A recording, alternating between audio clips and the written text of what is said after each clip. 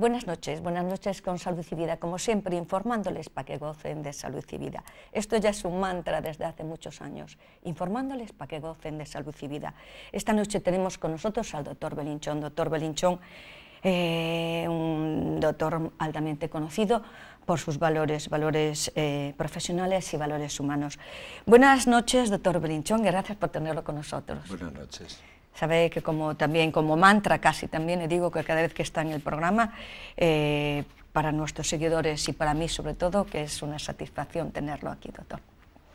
Bueno, pues vamos a hablar un poco e informar sobre lo que usted es especialista, garganta, nariz, salud. Otalgia o dolor, bueno, primero voy a decir, doctor Belinchón, que nos haga una sinopsis, porque parece que su profesión lo dejamos siempre basado, nariz, garganta, pero su especialidad, aparte de que usted es cirujano, se extiende esto un poco a lo que es cabeza, garganta. Cuéntanos un poco a lo que nos remontamos más respecto a la garganta y la nariz. La otorrinolaringología se dedica fundamentalmente a eso, a la garganta, la nariz y el oído, pero todos son estructuras encuadradas pues, desde la parte superior del tórax hasta la frente. Se excluye naturalmente el cráneo y su contenido, que es tarea del neurocirujano. El cuello concretamente es una región que por la especialidad en cuanto a la cirugía se refiere, pues es manejada y dominada por el otorrinolaringólogo. Desde luego, en principio, con un conocimiento más profundo, sobre todo de la anatomía, que es muy compleja, que el cirujano general o que esos otros especialistas que han surgido ahora en grandes centros, que son los cirujanos endocrinólogos, que hacen cirugía del tiroides, pero cirugía de las glándulas suprarrenales y cirugía de la parte endocrina de los órganos sexuales, en fin, una especialidad, una subespecialidad muy compleja y muy difusa, que no se puede centrar adecuadamente en las estructuras del cuello. Doctor, y por supuesto la boca, qué importante le es a usted supervisar, o sea, ver una boca, ¿no, doctor?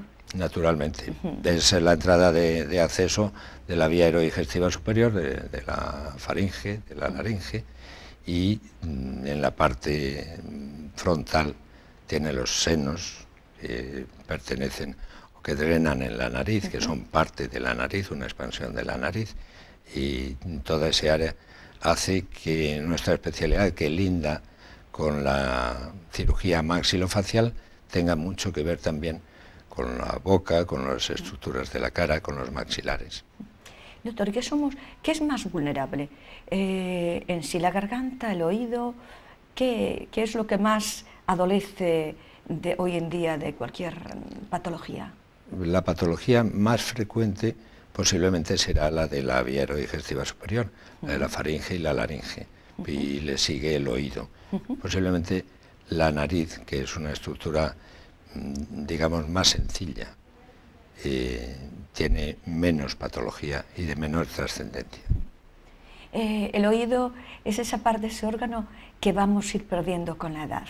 Se le ganó audición al oído con toda la tecnología aportada últimamente, doctor. Efectivamente, la tecnología ha aportado mucho. Los audífonos y su calidad de amplificadores del sonido ha mejorado mucho gracias pues, a la electrónica, a la tecnología en general. Doctor, y de ahí el diagnóstico precoz de valorar la pérdida de oído, porque es algo que todos vamos a sufrir, la pérdida de oído. De una manera u otra, ¿no, doctor? Sí, naturalmente la audición, como todo el organismo, decae a medida que avanza la edad, y la edad pues ha sufrido un salto espectacular en el último siglo. Se ha pasado de duplicar prácticamente la esperanza de vida desde el siglo XX al XXI. Vuelvo a repetir, diagnóstico precoz de ese oído para poder valorar, ¿a partir de qué año, doctor? Empieza a decaer la audición de manera, digamos, natural entre comillas, hacia los 50 o 55 años de edad. En las mujeres un poco después, en los varones un poco antes. Pero la pérdida es paulatina, de tal forma que uno muchas veces no se da cuenta. Las personas del entorno son las que le dicen a uno: estás perdiendo audición, no me oyes, o te haces repetir, o no entiendes lo que digo. También a veces ya es ley de supervivencia, se hace uno el sordo, tal como están las cosas, doctor. Más que uno será el sordo o sorda. Vamos allá, otalgia o dolor de oído. Esto es un síntoma que también a lo largo de la vida vamos a tener siempre algún que otro brotito de esta índole. ¿Por qué duele el oído, doctor? Bueno, es una estructura que tiene muchos nervios, está muy ricamente inervada, además son nervios que participan en otras áreas de la cabeza y del cuello, y eso las hace, o hace del oído un órgano muy sensible, con problemas del propio oído o con problemas que están de estructuras próximas al oído. Por ejemplo, es frecuente el dolor en el oído, pero referido a la articulación de la mandíbula. La articulación de la mandíbula se hace inmediatamente delante de lo que es el oído, y aparentemente duele el oído. También desde una muela puede doler el oído, pero de problemas mucho más severos, como son el cáncer de faringe, por ejemplo, el dolor puede reflejarse en el oído. Las infecciones del oído, dado que estamos en un ferrol que goza de tener una humedad bastante alta, las infecciones del oído cursan más en ferrol por esta humedad. ¿Puede ser motivo predominante? No creo, ¿no? Ese no es un factor etiológico, no es un factor, digamos, desencadenante de enfermedades del oído. Yo digo, a veces, pongo el ejemplo, que los esquimales o los inuit que viven en el polo, pues les dolería mucho el oído, y no les duele más que a los ribereños del Mediterráneo, por ejemplo. Pues no sabía yo el tema. El vivir en una ciudad que al la humedad dice que usted que no es menester, o sea, no es proclive a dar estas infecciones. Pero hay muchas personas, doctor, que usted por activo y por pasivo, las veces que lo he traído aquí, siempre dice que no se debe meter nada en un oído.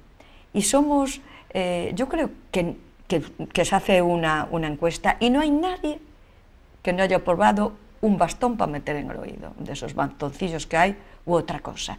¿Cómo podemos perjudicar por un mero hecho tan banal como es ese que se está haciendo? Desde luego que nadie debe meter nunca nada, y resalto nada, en el oído, ni siquiera los famosos bastoncitos, que por otra parte se han difundido el uso en los últimos 10 años, 15 años quizá. Antes se introducían cosas en el oído pues que están, digamos, no diseñadas precisamente para eso, pero efectivamente hay pocas personas que se priven de hurgar en el oído. Entre otras cosas porque a menudo produce picor, y el prurito sí que les lleva al rascado. Y luego un deseo mal entendido de higiene. El cerumen que se acumula en el oído, que existe en el oído, es una secreción normal que protege el oído y no se debe intentar extraer. No es suciedad, como muchas personas piensan. Y no hay naturalmente que extraerlo. Es una protección para el oído y solo se extraerá en caso de que la acumulación, por cualquier motivo, sea muy abundante y lleve a bloquear el conducto auditivo. Ahí quedamos, que el exceso de limpieza al oído que puede ser perjudicial.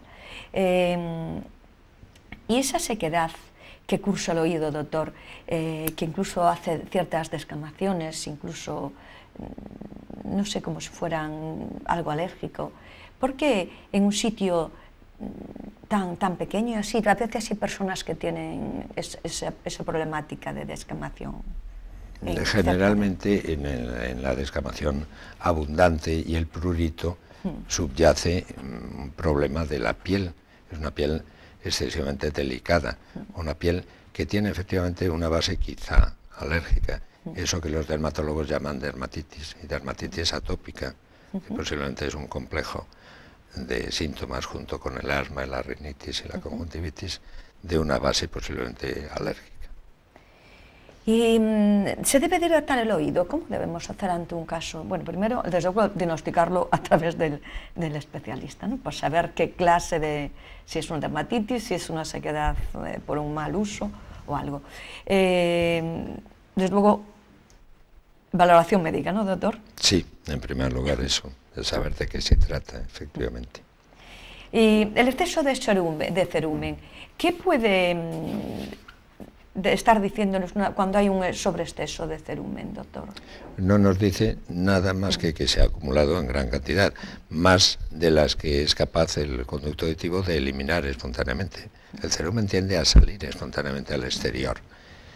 Y cuando se acumula en gran cantidad, en primer lugar hay personas que ya producen mayor cantidad de cerumen. En segundo lugar, hay conductos auditivos estrechos o mal formados que aumentan la cantidad de cerumen retenido.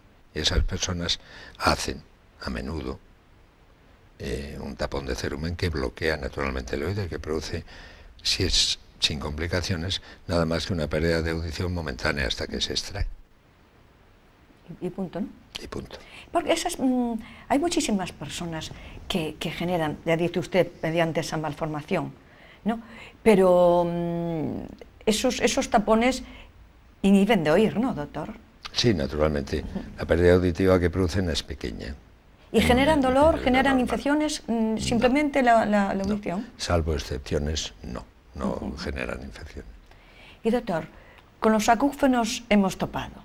¿Quiere decir usted que conforme nos dice que vamos perdiendo audición con los años, también nos vamos a encontrar con los años con el hormigueo de los grillos de los acúfenos? Los acúfenos, desde luego, es un problema muy complejo. En unos casos hay debajo una enfermedad del oído, en otros muchos no. Es un síntoma, o simplemente ocasiona una pequeña molestia para quien los entiende y se adapta a ellos, que en la cual no subyace ninguna enfermedad, por lo menos conocida. ¿Y el tinnitus o pitidos de oído tienen alguna simbiosis? Sí, tinnitus es una palabra que equivale a acúfenos, que se maneja más en inglés y que ahora se extiende, lo mismo que el uso del inglés, que pasa a ser idioma universal, pues lo mismo ocurre con palabras técnicas como esa del tinnitus. Y doctor, ¿el vértigo también se potencia con la edad? El vértigo, tal como lo entendemos, es decir, la sensación sobre todo de giro, no necesariamente está ligada con la edad. En la infancia es muy raro, desde luego en la edad adulta pues no es raro, es frecuente.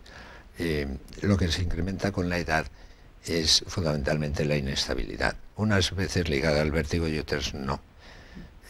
La inestabilidad, la estabilidad del organismo depende en parte del oído, pero depende también en parte de la vista y en parte de la organización del sistema nervioso, que es el que rige el resto de las funciones. Y las disfunciones del sistema nervioso central, esas sí que aumentan naturalmente con la edad. Por lo tanto, el desequilibrio, sobre todo, aumenta con la edad. ¿Luces y vértigos van siempre al unísono o pueden cursar cada una por su lado? Esas luces a veces que no... Sí, en algunos episodios de un problema común que es la jaqueca, uno de los síntomas primeros es la visión de luces, efectivamente, y en ocasiones acompaña de acúfenos, pero no tienen relación más que esta, los acúfenos con el centelleo. Y obstrucción nasal y oído. Son muchas las personas que incluso sin cursar de un catarro fuerte ni nada, se acumula el moco en el oído. ¿Qué puede llegar a ese acúmulo de oído? ¿Puede causar algún problema a largo plazo o eso él mismo se disipa, se marcha? ¿Cómo es eso, doctor, cuando hay ese acúmulo de moco en el oído? El acúmulo de moco en el oído generalmente produce de un problema de la nariz. Entre la nariz y el oído hay una comunicación de aire que equilibra la presión del oído medio. Cuando esa comunicación, que es la trompa, se obstruye, se produce un acúmulo de moco en el oído, efectivamente. Pero es una enfermedad, un proceso autolimitado. Generalmente se resuelve espontáneamente, de manera espontánea. Solo si es ignorado, si no se ignora, porque la pérdida de audición que produce es pequeña, o se produce generalmente en niños. Entonces sí, si el problema se prolonga, llega a ocasionar daño permanente en el oído. El tímpano se retrae, incluso puede dar lugar a problemas de otitis crónicas severos y difícilmente corregibles. Doctor, ¿esos son otitis recurrentes? ¿Por qué hay personas que tienen son más proclives a tener estas otitis? ¿Qué es lo que funciona mal en su organismo, digamos, en su estructura? Las otitis, la otitis media aguda, eso que generalmente se llama otitis, se produce habitualmente en la infancia. En el adulto es una afección rara. El adulto suele seguir a infecciones, sobre todo por gripe o por enfermedades víricas de la vía respiratoria superior. En niños contribuyen la presencia de vegetaciones, contribuye que los niños han pasado por pocos episodios de catarro común o de enfermedades, de infecciones respiratorias agudas, y no tienen un grado de inmunidad suficiente. Y luego también influyen factores anatómicos, factores de la forma del oído y de la conexión con la nariz, de eso que hablábamos antes. La trompa en los niños es amplia y es breve, es corta. Entonces las infecciones de la parte posterior de la nariz pasan con facilidad al oído. Y son los niños, sobre todo, los que padecen otitis medias agudas. Y doctor, las vegetaciones que dijo usted ahora hace un rato, yo de pequeña soy hablar más de vegetaciones. ¿Qué pasa? ¿Que las hemos ya dilapidado, se las han quitado del medio, o es que es algo que ya no se le da importancia como se le daba antes? Las vegetaciones existen, es parte del tejido linfático de la faringe, que contribuye a la defensa del organismo, en principio. Se habla menos posiblemente porque tienen menos repercusión en la vida de los niños. Se tratan mejor las infecciones respiratorias agudas, las adenoiditis, la inflamación de las amígdalas, y por motivos que no se conocen bien se disminuye la frecuencia. De todas formas, el aumento de tamaño de las vegetaciones junto con el de las amígdalas es frecuente y da lugar además, cuando es excesivo, a eso que se llama apnea, episodios en los que el paciente dormido deja de respirar durante unos segundos generalmente, y que crea otros problemas añadidos sobre la respiración pulmonar, sobre el corazón. Y doctor, las amígdalas, que eran las que se operaban, ¿no?, antaño, ¿no? Junto con las vegetaciones, porque el tejido es el mismo. Me remonto a mi infancia. Sí. Se hacía con muchísima generosidad antiguamente operar a los niños, ¿no? Doctor, respecto a amígdalas, ¿no?, hace años. Efectivamente, las indicaciones de la cirugía eran mucho más frecuentes hace años. ¿Qué se llegó a conclusión para decir que no era tan necesaria esa operación en los tiempos actuales? Pues en primer lugar, que como decíamos antes, posiblemente la frecuencia de las amigdalitis ha disminuido en este momento. No sabemos bien por qué, pero de tantas otras afecciones infecciosas, la tendencia es a disminuir. Y en el momento actual hay muchos menos episodios de amigdalitis en niños de los que había hace 20 o 30 o 40 años. Bueno, algo hemos avanzado, de verdad, doctor. Nos congratula ya eso. Hablemos, doctor, ¿cuándo debemos proteger los oídos del ruido? Estamos exponiendo a muchos decibelios bajo ondas sonoras respecto a la salud de nuestro oído, doctor. ¿Cómo estamos cuidando nuestro oído? Eso es una opinión pues muy común, muy extendida entre la población, que soportamos gran cantidad de ruido, incluso en los medios de comunicación. Para que el ruido sea lesivo, en este momento se entiende que tiene que ser un ruido permanente, o durante horas prolongado y durante días y años, por encima de 85 decibelios, que es un sonido realmente potente, que rara vez se produce en la vida urbana, salvo que hay una explosión, o bien en un festejo, o situaciones similares.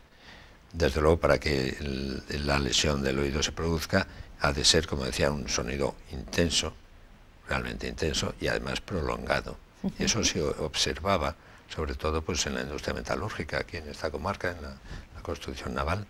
Ha habido muchas personas afectadas por ese problema. Hoy en día, con las medidas de protección que se toman, realmente se va haciendo más raro y ya en el futuro posiblemente desaparecerá, sobre todo debido a las medidas de protección que se adoptan, claro. Totalmente. Y la epistasis o hemorragia nasal, ¿qué puede ocultar una continuidad de perder sangre por nariz de vez en episodios pues irregulares, doctor? La epistaxis es algo muy frecuente, casi todo el mundo tiene experiencia personal. Son hemorragias breves, autolimitadas, o sea que paran espontáneamente o con esos pequeños procedimientos que todo el mundo conoce, pues poner un tapón con agua oxigenada en la nariz o comprimir el ala en la nariz, porque generalmente se producen en la parte anterior del tabique nasal. Eso suele ceder, pero naturalmente hay epistaxis muy graves de otros motivos diversos. Uno de ellos, naturalmente, los trastornos de coagulación. Hoy en día, con el control de coagulación, con el sintrón y los antiagregantes plaquetarios, posiblemente se producen con mayor frecuencia, pero en un grupo seleccionado de personas, que son las personas que están en tratamiento con anticoagulantes por otros problemas. Otras epistaxis dependen naturalmente de procesos de coagulación de la sangre. Por ejemplo, en una leucemia puede empezar el primer síntoma con una epistaxis, porque las plaquetas han desaparecido de la sangre y no se coagula. Menester también, si esto se sostiene, hacer dar un diagnóstico, ¿no? Sí, hacer un diagnóstico desde luego es importante y tratarlo a su debido tiempo. Una epistaxis, aunque sea pequeña, pero que se repite con frecuencia, puede dar lugar naturalmente a una anemia. Y doctor, yo soy una persona ya que hablo del pretérito mucho, porque ya tengo años recorridos.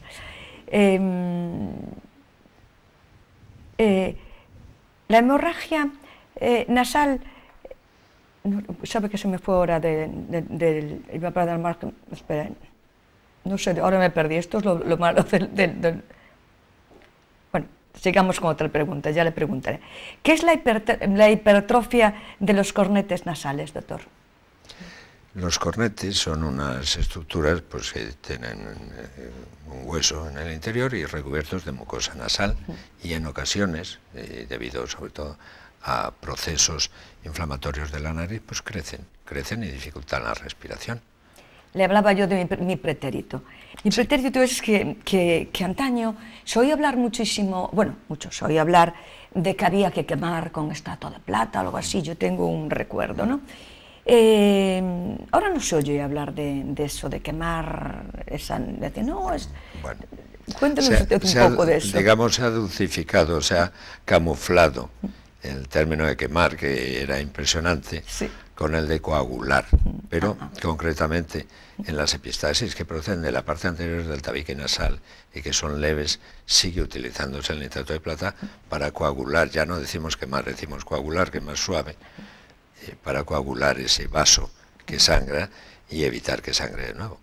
¿Y usted cree que estamos en los mismos niveles de casos? O sea, que antiguamente se oía que era muy común y hoy en día también, aunque esté con este método tan más suave, oralmente hoy, o dicho, ¿no?, que llegamos a las mismas personas más o menos. Sí, realmente no conozco estadística en ese sentido, porque generalmente es un problema muy leve, no es un problema de salud de la población, ni siquiera es un problema muchas veces personal, pues breve y además tiene un remedio eficaz. No conozco que haya más epistaxis actualmente de las que había hace 50 o 100 años. De 100 años nos pasa ya de las manos. Desviación del tabique nasal, que muchas personas lo aprovechan esta intervención para hacer un arreglo de nariz también. Ya una vez que se meten al tabique, sí. Doctor, ¿cómo puede perjudicar la desviación del tabique nasal? Desde luego pienso que el perjuicio es pequeño. El tabique, para que se entienda mejor, se llama tabique porque divide las dos fosas nasales, separa una fosa nasal de otra, lo mismo que hace el tabique de una habitación con respecto a la otra. Pero la palabra tabique da idea de que es una superficie plana y nunca es así. El tabique nasal, sobre todo en narices proyectadas, narices grandes, siempre tiene inflexiones, siempre tiene curvaturas o tiene proyecciones que se llaman espinas, lo cual no significa que interrumpa el paso de aire por la nariz. Cuando lo interrumpe, efectivamente, porque está o tapa por completo una fosa nasal o se desvía a los dos lados y tapa las dos, sí que se corrige quirúrgicamente. Es una intervención leve. Doctor, y aparte de un trauma, Sí. de trauma traumático que pueda romper esa estructura ósea, el snifar también, que por desgracia pues también es un predominante negativo. ¿Qué otros temas pueden estar influyendo a ese tabique nasal para desgastarlo? Desgastarlo... O traumatizarlo. Traumatizarlo, desde luego, los traumatismos externos, como la nariz externa, la pirámide nasal, es la parte más sobresaliente de la cara, es la que, digamos, se lleva todos los golpes, los portazos. Pero aparte de los traumatismos, generalmente las desviaciones del tabique son congénitas, es decir, aparecen en la adolescencia porque es la época de mayor desarrollo, pero posiblemente pues tienen, como tantas variantes, un origen genético, lo cual no quiere decir que sean suficientemente amplias como para poder corregirlas. Decíamos hace un momento, no confundir el tabique nasal con el tabique de una pared, que siempre es rectilíneo, o debe ser rectilíneo, o debe ser plano. El tabique nasal siempre tiene inflexiones. Totalmente. Totalmente, doctor. La laringe. La laringe sigue siendo también un punto de referencia para vigilar hoy en día, porque todos sabemos que a través de alcohol, bebidas, comidas, es usado desde nuestros comienzos hasta nuestro final. ¿Es en sí tan vulnerable la laringe o está tan dañada hoy en día por excesos de ciertas cosas?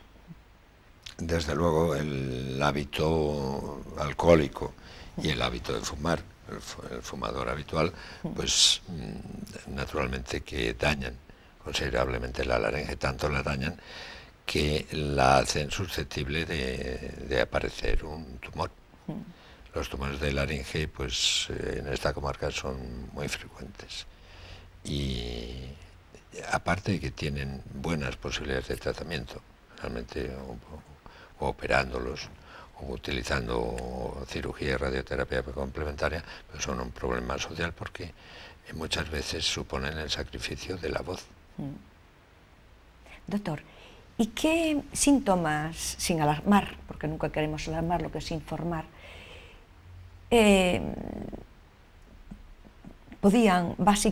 pueden estar diciendo que una faringe está funcionando mal? ¿La afonía implica a uno de esos alertas? Sí, naturalmente la afonía que se mantiene más allá de 15 o 20 días siempre debe indagar,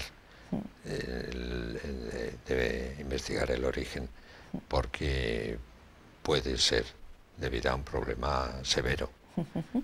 El cáncer de laringe, el que asienta en las cuerdas vocales, que da ese primer síntoma de la disfonía, es además el más favorable para curarse por completo, en una intervención sencilla, pues, o bien extirpando una cuerda vocal quirúrgicamente, o actualmente, si el tumor es pequeño, resecándolo con láser. Y doctor, llegamos también a esta parte donde estamos, son por la laringe, la parte de la boca. La parte de la boca que hoy en día pues está aflorando pues muchísimas patologías, y algunas no de carácter benigno, ¿no? Por no tener un diagnóstico precoz. ¿Qué nos puede alertar el estado de las mucosas bucales a efecto de también de hacer un reconocimiento médico? Bueno, donde usted ahí está metido, porque parece que cuando hablamos, bueno, cuando digo usted me refiero a su profesión, que usted es la que la ejerce. Sí. Parece que cuando hablamos de boca, que solo pensamos lo que es un dentista, lo que son estos otros profesionales, pero su profesión está totalmente vinculada con lo que es la salud de boca, desde lo que es el labio hasta el interior, ¿no, doctor? Sí, efectivamente es así. Entonces, háblenos usted un poco de esas alteraciones que hoy en día se vienen pues cursando tan a menudo. Las dos alteraciones o los dos procesos que llevan alteraciones graves que pueden dar lugar a tumores son los mismos que para la laringe, son el alcohol y el tabaco. La higiene de la boca parece ser que también interviene. Actualmente se habla de la posibilidad, más como posibilidad de contagio de enfermedades de lo que se entendían por enfermedades de transmisión sexual, sobre todo el virus del papiloma humano, que es capaz, lo mismo que en el cuello del útero, de desencadenar un tumor en la mucosa oral, en prácticas sexuales de esas anómalas o atípicas, o como les queramos llamar. Pues no sé para qué nos vale, doctor, a veces el saber tantas cosas y no poder o no querer evitarlas, ¿no? Porque quizá antaño o no había medios, pero hoy en día existen muchos medios y aparte de una sapiencia reconocida por la medicina, donde ciertas prácticas se pueden hacer por lo mejor más protegidas, ¿no? Y que no llegan a traumatizar. Sí, pues nos salimos un poco del ámbito de nuestra materia, porque eso será cuestión pues de educación. De educación. Bueno, pues no obstante, como Salud y Vida es un programa de medicina preventiva, también a través de ello y a través de su sapiencia y sabiendo todo lo que repercuten ciertos temas con la salud, pues desde aquí también queremos aplicar un poco esa parte de docencia. Doctor, no sé si me quedó algo mal. Hicimos un repaso muy amplio, dado que usted es muy difícil cogerlo y traérmelo para aquí. Entonces el día que lo traigo yo quiero hacer un barrido de todo lo que puedo. No sé si me quedó algo más que yo no le haya preguntado y que a usted le interese divulgar. Pues los temas, yo creo que lo fundamental lo hemos tratado, porque hemos pasado pues eso de la faringe a la laringe al oído. Podemos hablar por la localización y por la especial dedicación de algunos otorrinolaringólogos a la cirugía del cuello, la más importante por su frecuencia y enorme en este área es la cirugía de la glándula tiroides, que es compartida por otra parte por cirujanos generales, como decíamos al principio, y por esos otros cirujanos especialistas en el sistema endocrino. El tiroides, pues eso ocupa el centro del cuello, y las expresiones, sobre todo el crecimiento de la glándula, naturalmente siempre asienta en el cuello. A veces da síntomas respiratorios porque comprime la tráquea, y a veces da síntomas de aparato digestivo porque dificulta la deglución, dificulta el tragar. Y la patología del tiroides, que es la patología de la cirugía del tiroides, que abarca aspectos muy amplios, pues cae de lleno en la actividad de muchos otorrinolaringólogos. Doctor, de hecho, que yo siempre me acuerdo de las veces que usted me ha consultado, que lo que hace siempre es hacernos un seguimiento de las glándulas, ¿no? Para saber cómo están. Para nosotros la palpación del cuello es un paso muy importante en la exploración de un enfermo, porque cualquier tipo de enfermedad que asiente en este área, pues tiene reflejo en el cuello. Los ganglios linfáticos que asientan en el cuello, pues aumentan de tamaño siempre que hay, o en muchas ocasiones cuando hay un tumor, pero en otras ocasiones en procesos benignos. Cuando uno tiene una amigdalitis, pues los ganglios del cuello aumentan de tamaño.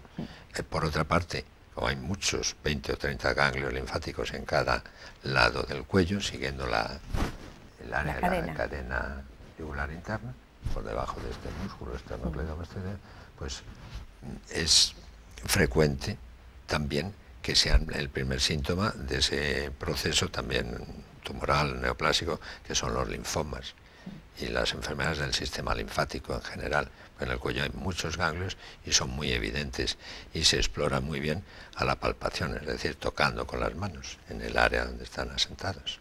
Pues doctor, llegamos al punto final, como siempre es un placer tenerlo con nosotros.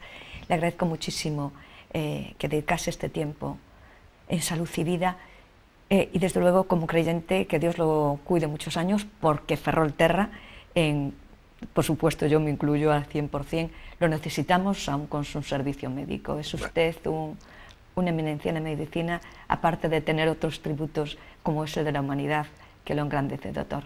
Gracias. Hay profesionales en el área, en la comarca, que se ocuparán cuando yo, y no he de tardar, cuando yo deje de trabajar. Bueno, más vale que deje de trabajar, que sea por otras cosas, pero yo sé que hay más profesionales, pero también permítanme aplicar mi valoración, que no es solo la mía, sino la del pueblo de Ferrolterra, doctor, porque si no, no lo diría tan banalmente, sino que lo hago en disposición de lo que sé que piensa el pueblo de usted. Gracias, doctor. Gracias. Gracias. Bueno, y a ustedes, ¿qué le voy a decir? Que a veces el Salud y Vida es un lujazo, y pienso que esta noche pues es un lujo tener al doctor Belinchón con su calma, con su saber y con su humanidad, vuelvo a decir, que nos ha llevado al mundo práctico de la salud, de lo que a veces pueden hacer ellos como médicos y también nosotros como personas que a veces notamos alguna alteración. Debemos de tener la predisposición de decir esto hay que consultarlo. Ya saben, ante cualquier duda consulte a su médico. Es un consejo de Salud y Vida. Gracias por sintonizarnos y el próximo martes cuento con todos ustedes. Hasta entonces.